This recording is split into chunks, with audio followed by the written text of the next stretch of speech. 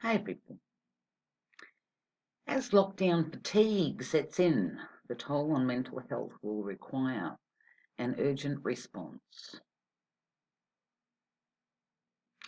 I said in my previous video, did these people not consider this prior to putting everybody into lockdown?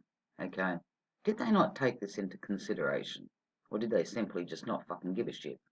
Alright?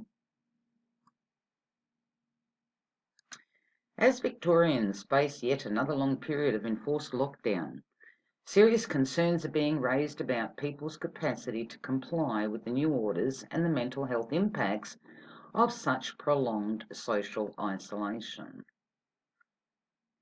The risks of being dispirited, see, they're coming out with this crap because so many people have already done it, okay? But let's move on. The risks of being dispirited, chronically stressed and socially disconnected are real and substantial, while the behavioural consequences of lockdown fatigue are coming more obvious. The questions to be answered from a mental health perspective are: who is most likely to be harmed by a longer, more stringent lockdown? Everybody.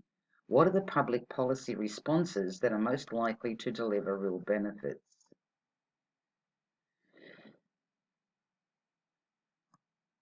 Let's go down here. Job losses and social disconnection. Where are we? On the first issue, Sydney's University Brain and Mind Centres produce both place-based models and a provisional national simulation model to estimate the possible size of the impact of the pandemic on mental health and suicide rates, as well as identifying those who are most likely to be affected. See, that they don't look at people as individual people. Everything is based on models, okay? You're all in the same shit pool when it comes to them. You're all in the same shit pool. There is no, this is going to affect this one more, because we're individuals. People feel things differently, okay?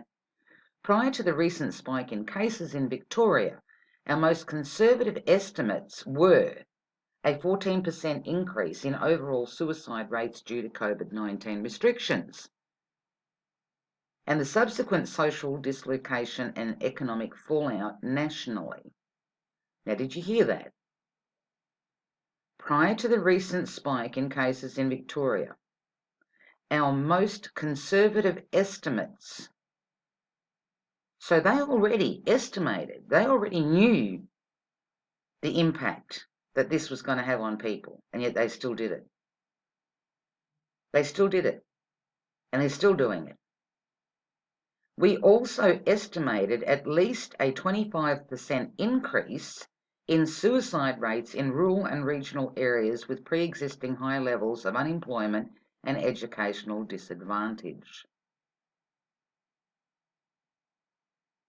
They knew, and they didn't care, and they still don't care.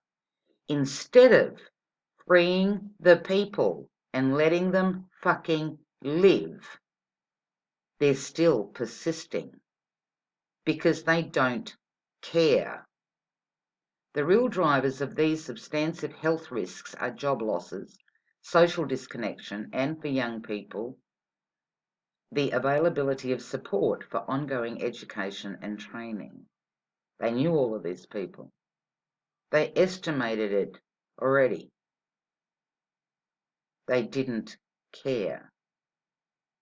Don't think that they do today.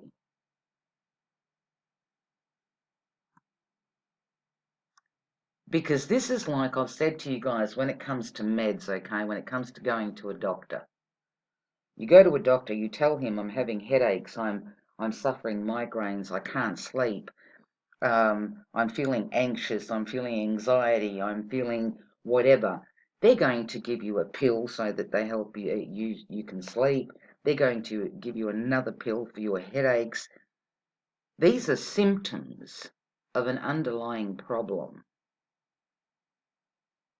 Giving people helplines Sure, it's good to have those out there, okay? But in this situation that we're in now, giving people helplines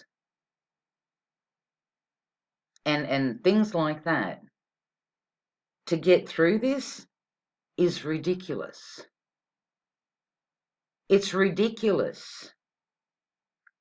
What are you going to say? What is anybody on a helpline going to say to you if you lost a business that you'd been fucking busting your ass working at for years to keep it going? If you lost that, if you can't feed your family, if you don't know where the money's coming from tomorrow,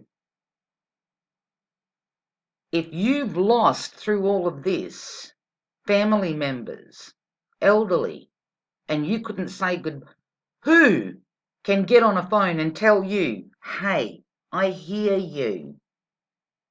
Are you fucking kidding me?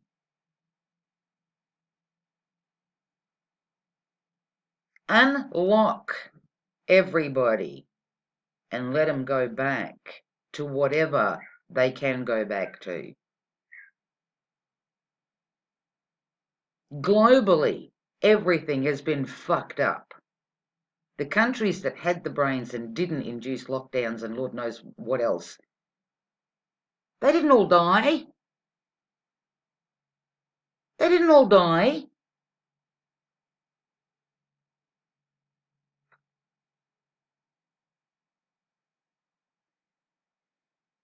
Given the necessity to act fast and go hard, what a load of shit.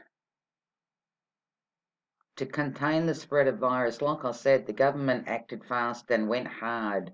Are any of them prepared to stand up and assume responsibility of all the deaths that have happened, not because somebody caught COVID-19, but of all the deaths that happened to the elderly because of isolation? I don't care what you put on the death certificate. I'm not an idiot. There's enough information out there to show that COVID is being put down on death certificates left, right and centre. But who out of government is going to stand up and assume responsibility of the suicides that have already happened? The impact that left on their family members, the elderly that have passed away on their fucking own. Who in government is going to stand up and assume responsibility of those people? Who in government is going to go to jail for that? Because they should. They should. If I went out tomorrow and did something to my neighbour that caused her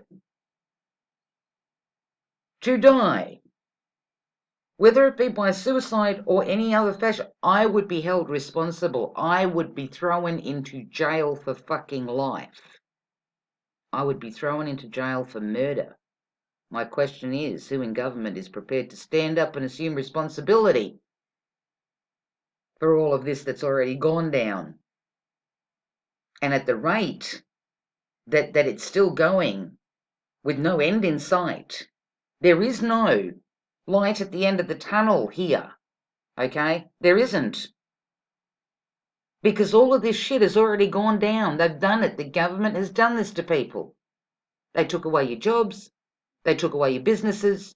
They took away your friggin' the only way that you could feed your kids. They took away the everything. Everything. But in saying that, people, you allowed it. And you continue to allow it.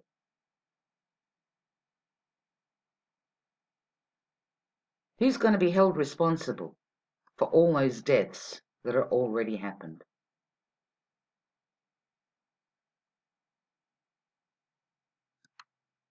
Top of the list is job certainty. JobKeeper is critical because it ties people to real workplaces, social contacts and their social identity. No, it doesn't. No, it doesn't. What's the point of having JobKeeper if the business that you're working for is no longer a business. Or if you think that you're going back to a job and then the owner of the business decides, fuck, I can't do this anymore, I've gone bankrupt, I'm calling it quits. What good was your JobKeeper?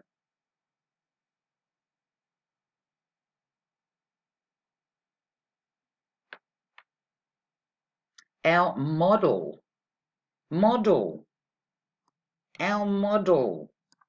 suggests JobKeeper in its current or appropriately modified form now needs to be in place until at least 2022.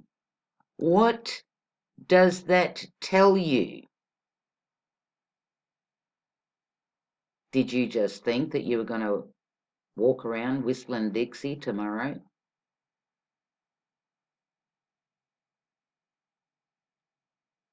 JobKeeper needs to be in place until at least 2022.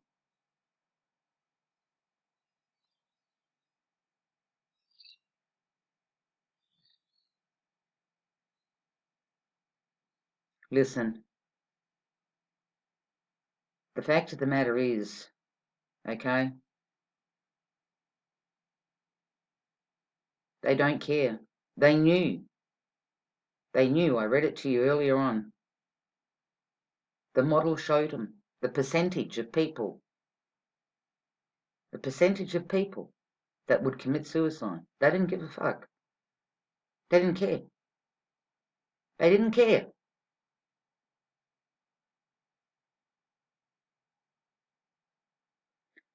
What is really required are two clear actions. One is public messaging about supporting each other and those who are distressed within our families, workplace, communities, and churches throughout this period.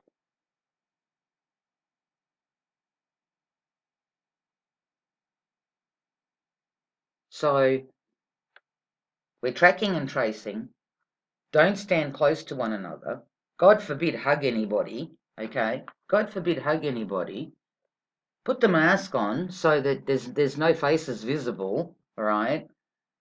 No faces visible. But then what? You're sitting 2 meters apart, which is already disconnection, with your face mask on going, it'll be okay, Charlie. She'll be right. She'll be right. Are you fucking kidding me? And these are supposed to be professional people that are coming out with this? When was the last time you went to see a doctor and he turned around and says, hey, how's things at home? Is there any stress going on in your life? When? Or have you ever come across a doctor that has asked you that? They knew all of this was going to happen. They knew it. They literally admit they're models. They go on models. You're all classed as a bunch of fuckwits in the same shit pool, okay?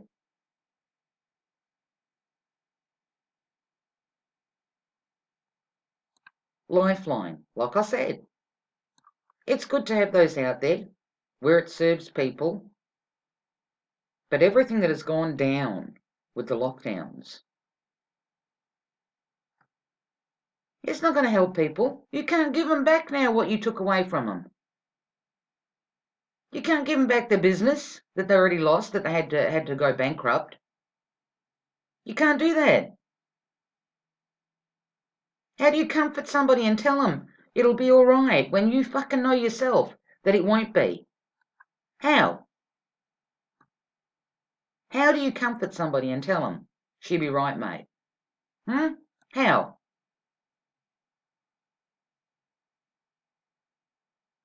Too sad, people. Too fucking sad. Save yourselves. Don't depend on somebody else to come save you, okay? Because nobody cares. They don't care. Save yourselves.